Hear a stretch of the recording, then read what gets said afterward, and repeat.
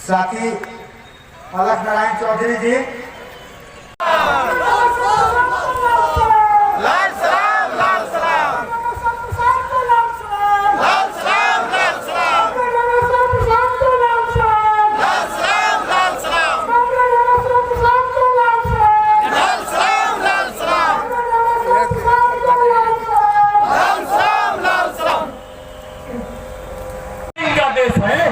इजाजत कंपनी राज के खिलाफ में लाखों लोग शहादत दिए हैं।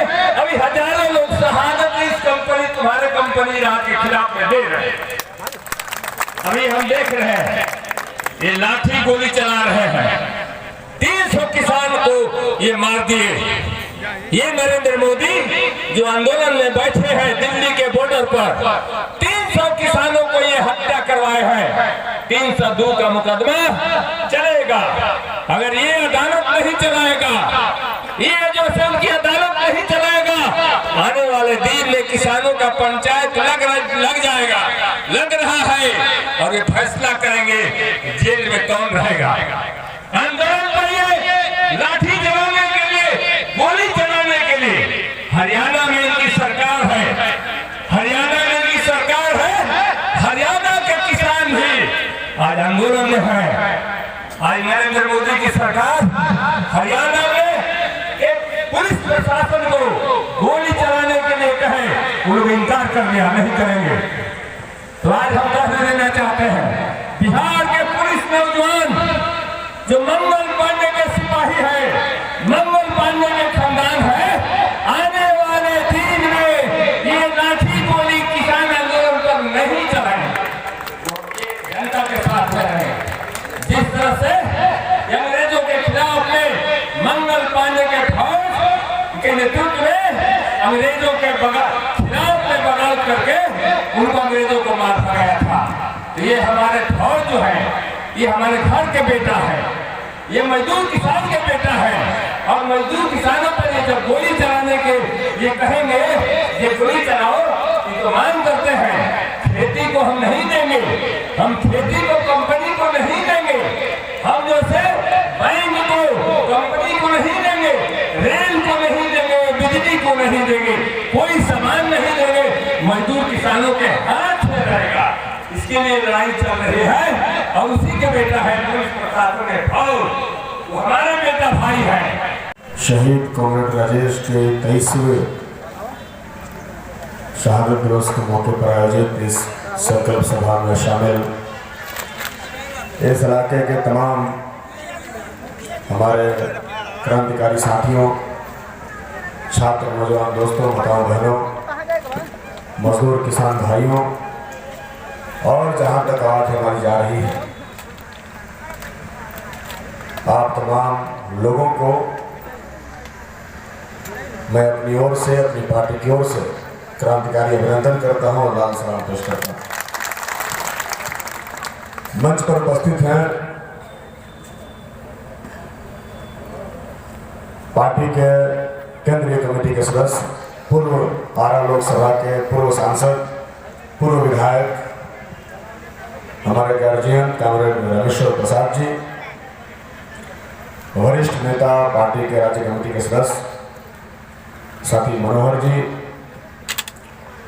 हमारी पार्टी भाकपा माले के राज्य कमेटी के सदस्य, केंद्रीय कमेटी के सदस्य और बक्सर जिला के हमारे सचिव साथी नवीन जी, हमारे महागठबंधन के नेता, राष्ट्रीय जनता दल के जिला के अध्यक्ष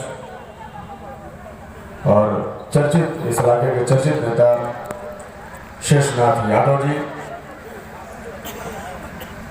महिला नेत्री नवानगर पूर्वी की वर्तमान जिला परिषद सदस्य कॉमरेड सुशीला जी, और मंच पर उपस्थित आप तमाम साथियों को मैं हार्दिक अभिनंदन करता हूं, आपका स्वागत करता हूं। साथियों, 23 साल पहले कॉमरेड राजेश शहीद हुए थे। कॉमरेड ज्योत, कॉमरेड सहतो और कई सारे साथियों के शहादतों की कहानी सुनते हुए हम लोग जवान हुए हैं, बड़े हुए हैं। हमने सुना है कामरेड राजेश की कृतियों को यहां से लेकर पूरे शाहाबाद में इनकी चर्चा है। ये सिर्फ बक्सर जिला में नहीं, या सिर्फ डुमरांव और राजपुर में नहीं, बल्कि हम लोग जब यूनिवर्सिटी में पढ़ते थे आरा में, तब भी कामरेड राजेश की चर्चा होती थी और लोग एक ही बात कहते थे कि राजेश अगर होते तो ऐसा होता, वैसा होता। और आज जिस उत्साह और ऊर्जा के साथ आप लोग शामिल हुए हैं, निश्चित तौर पर हमें इस बात का यकीन है कि आज अगर कामरेड राजेश जी होते तो निश्चित तौर पर इस इलाके की जो सूरत होती वो आज से बहुत ज्यादा बेहतर होती। हमने सिर्फ एक कामरेड को नहीं खोया है, हमने अपनी जिंदगियों को खोया है, अपने सपनों को खोया है, अपनी उम्मीदों को खोया है। हम और आगे जा सकते थे, अपने आगे बढ़ने की अपनी क्षमता को खोया। लेकिन खैर, ये तो दुनिया की रवायत है, ये चलता रहता है। लेकिन जितनी हकीकत यह है कि इस दुनिया से सबको चले जाना है, उतनी ही हकीकत यह भी है कि जब कोई शहीद होता जो अपने विचारों के साथ, अपने सिद्धांतों के साथ जीता हुआ और उनके साथ अटल, जब वो शहीद होता है तो उसका रक्त जो गिरता है वो सिर्फ रक्त नहीं होता, वो रक्त क्रांति का बीज होता है, क्रांति बीज होता है। और उन्हीं क्रांति के बीजों से पैदा हुए हम तमाम लोग यहाँ जो नौजवान हैं, जिन्होंने लाल झंडा और बदलाव का परचम अपने कंधों पर उठाया और राजेश के इनकलाब की आवाज को बुलंद कर रहे हैं, ये उसी बीज की पैदाइश है जिसको आगे बढ़ा रहे हैं। तो निश्चित तौर पर शहीदों के खून, उनके बलिदान कभी जाया नहीं होते। जरूरत है उनके संकल्पों को जीने की, जरूरत है उनके संकल्पों को लेकर के आगे बढ़ने की। अभी हमसे पहले पूनम यहाँ बात कर रही थी, बहुत अच्छा लगा और गर्व से सीना हमारा भी चौड़ा हुआ। तो निश्चित तौर पर आज हम लोग एक वैचारिकी के तहत उनके विचार के साथ खड़ा होते हुए कामरेड सहित साथियों को याद कर रहे हैं। और वो भी जिस तरीके से कह रहे थे कि हम किस लिए जीते हैं, हमें क्यों जीने की जरूरत है, निश्चित तौर पर ये सीखने वाली, समझने वाली और आगे बढ़ने वाली बात है। आज भी हम लड़ाई लड़ रहे हैं जो लड़ाई उस समय कामरेड राजेश लड़ रहे थे, और हमारे कई सारे साथियों ने लड़ते हुए अपने जान की बलिदान की कुर्बानी दी।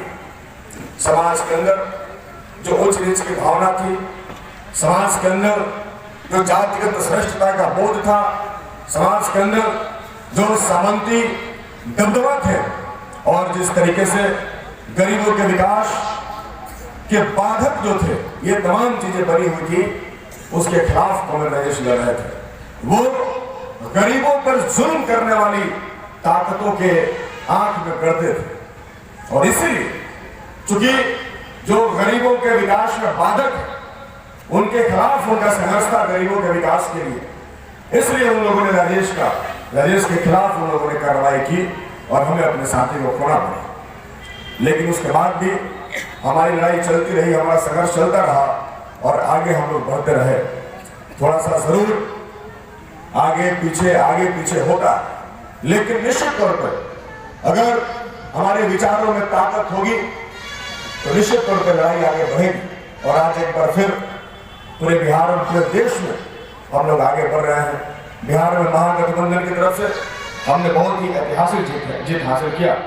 पूरे बक्सर जिला में 4 सीटों पर महागठबंधन की जबरदस्त जीत हुई है। इस जीत ने और शाहाबाद की जीत ने पूरे बिहार में इस इलाके की एक नई छवि जो है प्रस्तुत किया है, और पूरे बिहार में इस क्षेत्र की चर्चा आपकी चर्चा है, आप लोगों की चर्चा है कि नहीं। शाहाबाद के लोगों ने मोदी सरकार और नीतीश सरकार की जन विरोधी नीतियां हैं, उसको सबसे ज्यादा बेहतर तरीके से समझा है, और इसलिए शाहाबाद में भाजपा को उन्होंने किसी भी हालत में जीतने नहीं दिया। तो आपकी जो समझदारी है, इसमें उन तमाम साथियों के संघर्ष, उनके बलिदान, उनकी लड़ाइयों से प्रेरणा मिलती है। हम लड़ रहे हैं। चुनाव में जीत जाना ही हमारा मकसद नहीं था। चुनाव में एमएलए बन जाना भी हमारा मकसद नहीं है। हमारा मकसद समाज के अंदर एक अमूलचूल परिवर्तन का मकसद है। हमारा मकसद आज भी कॉमरेड राजेश का जो मकसद था वही मकसद है। एमएलए बनना एकमात्र पड़ाव है। वो पड़ाव जो हमारे संघर्षों में तेजी लाएगा, वो पड़ाव जो हमारी लड़ाइयों को और मजबूत करेगा। हम एमएलए मात्र इसलिए हम लोग बने हैं क्योंकि हम लड़ाइयों को और मजबूत कर सके और जनता के जो सवाल सड़क पर लगाए जा रहे हैं उन सवालों को सदन में भी मजबूती के साथ उठाया जा सके। और आज सदन आपके सवालों से गूंज रहा है। हम लोग महागठबंधन के 109 एमएलए हैं। आपको जानकर के खुशी भी होगी और दुख भी होगा। नीतीश कुमार ने एक बहुत खतरनाक विधेयक लाया। पुलिस प्रशासन से जुड़ा हुआ एक विधेयक है, सशस्त्र पुलिस प्रशासन का वो विधेयक है। उस विधेयक में है, अभी कल ही वो पटल पर रखा जाना था, कल हम लोग विधानसभा में थे। उस विधेयक में है कि सर एक ऐसी पुलिस व्यवस्था बिहार में बन रही है, पुलिस का सिस्टम बन रहा है जो बिना वारंट के किसी को उठा करके पूछताछ कर सकता है। बिना वारंट के आपको उठा सकता है। बस उसको शक होना चाहिए कि फलाना आदमी जो है, शक क्या होना चाहिए, मतलब वो जिसको चाहे शक के आधार पर उठा करके थाना में हाजत में लेके जा सकता है, आपसे पूछताछ कर सकता है। मात्र शक के आधार पर आपको उठा करके जेल में बंद किया जा सकता है, आप पर कोई वारंट हो या ना हो। और तीसरा सबसे खतरनाक ये है कि अगर हाजत में आपकी मौत भी हो जाएगी पुलिस के मार से, तो कोर्ट तक आपके मौत पर संज्ञान नहीं लेगा जब तक वरीय पुलिस अधिकारी ये प्रूफ नहीं करेंगे कि वहां पर उनकी मौत हो।